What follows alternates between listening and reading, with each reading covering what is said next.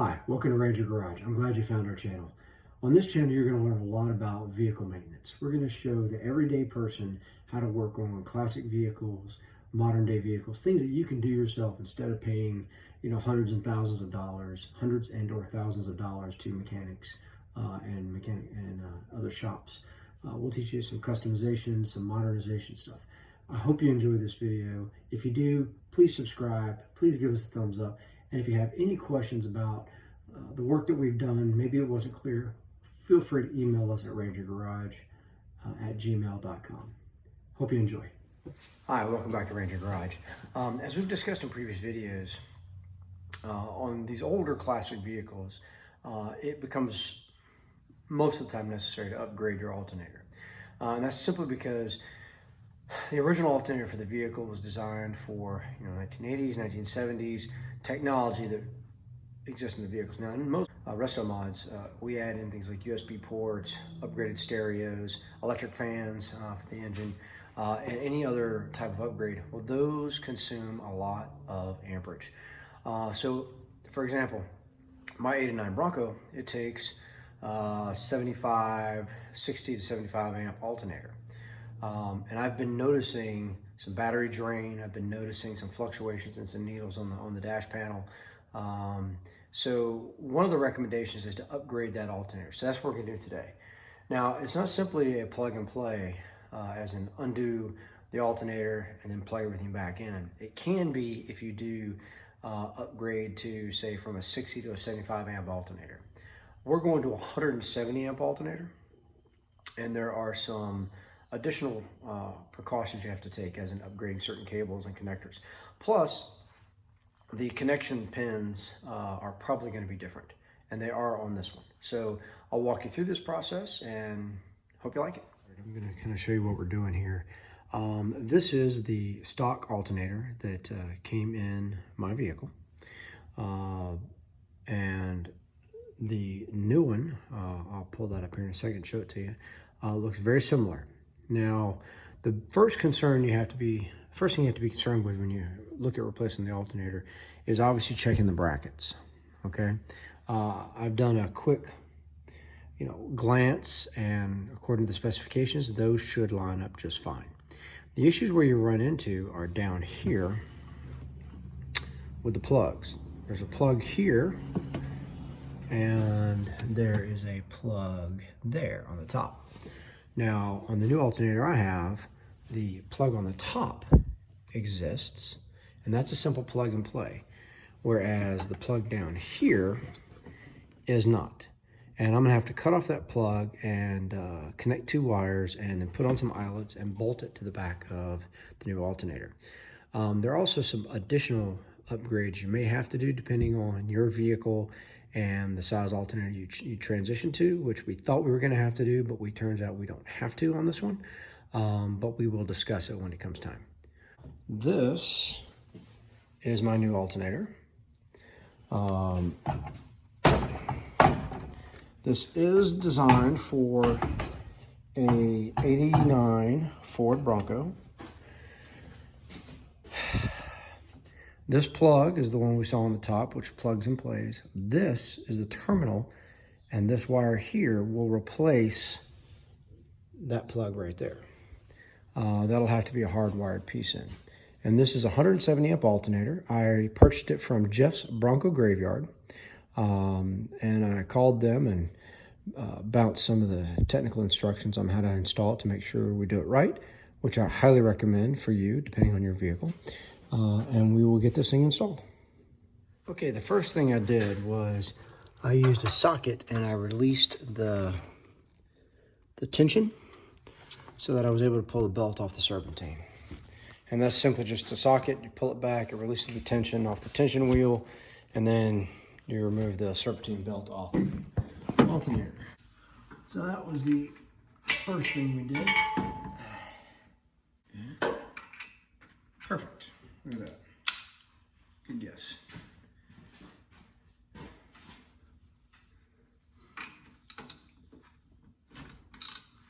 All right, let's break that loose. And then I'm gonna break loose the other one. switch. The bottom bolt, just for your notification, on the bracket is bigger. It's the same size as the tension pulley, and that is a 5/8.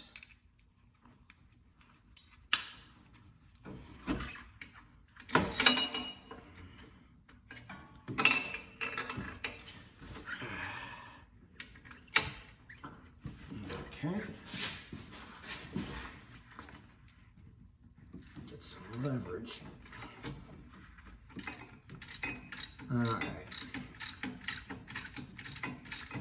All right, so I got that one loose.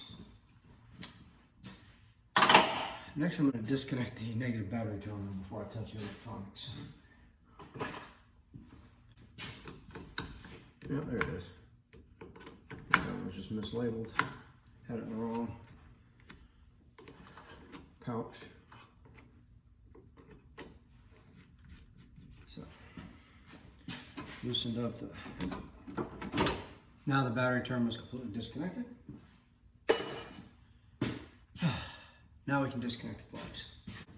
You'll probably need a flathead screwdriver to release the detent pins on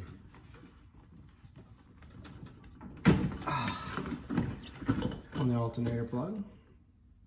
That's one. Okay. Put that back down. And get my hands down in here.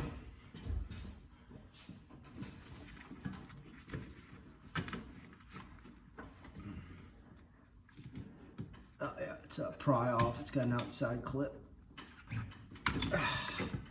And that's off. Okay, so I'm now going to take these wires, because these are the two that I'm most concerned about, that somehow have gotten wrapped around my vacuum.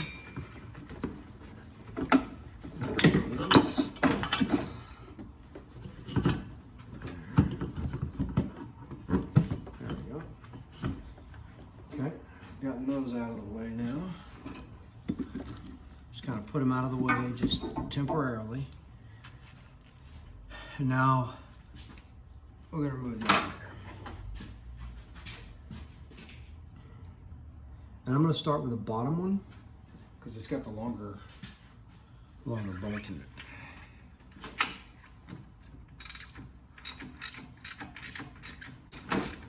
Okay. All right, it is now loose. I'm not going to pull it all the way out because if the top bracket releases, I don't want it to drop down. So I'm at least keeping it through one of the eyelets so it'll keep it in place. And then, of course, pulling this out here will be interesting without scratching up any of the paint on the engine. Now I'm switching back to the other socket, which is a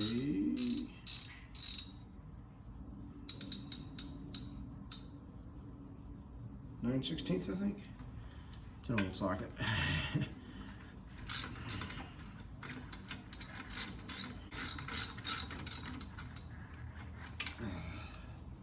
That is completely loose. It's holding on to the last thread. There we go. That one's out. And now we'll remove the last one. I'm holding on to the front of the pulley. Bolts out. Now it should be kind of wedged in there, which is fine. Now that I'm able to get my hands up under it, what I want to do is I'm going to wedge it out, assuming I can. I have to wiggle it a little bit. There. Then I can pull it forward, tilt it, manipulate it a little bit without busting this air line that goes into the daughter body. So now I've got this out. I'm going to set this down. So now the next thing is I'm going to grab the other alternator and I'm going to put it in and do a fitment test. And if it works, then I'll bolt it in, and then we'll look at doing the electrical. Okay. All right. So this is our alternator. That's the one that goes on the bottom because it's the long one. It sits with this bolt here, so it actually goes like that. Okay. It'll go through the bracket, a bracket here, which is already in place, and in fact, I will show you that right now. So here's the bracket. Okay, front, back. That piece will go right through here. This will then go right through here and through the alternator. Okay, the alternator kind of rolled on me, so I need to hurry up and get that done. So this I'm going to try to finagle in through here, get it going some way without dropping it, hopefully, because that would, I think in any sense of the word, suck.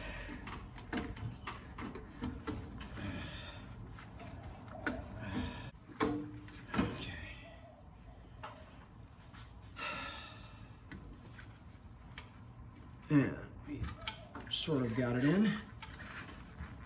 There we go.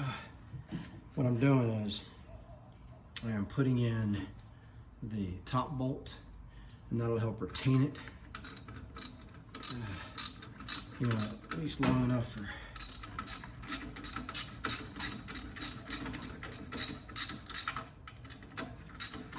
there we go.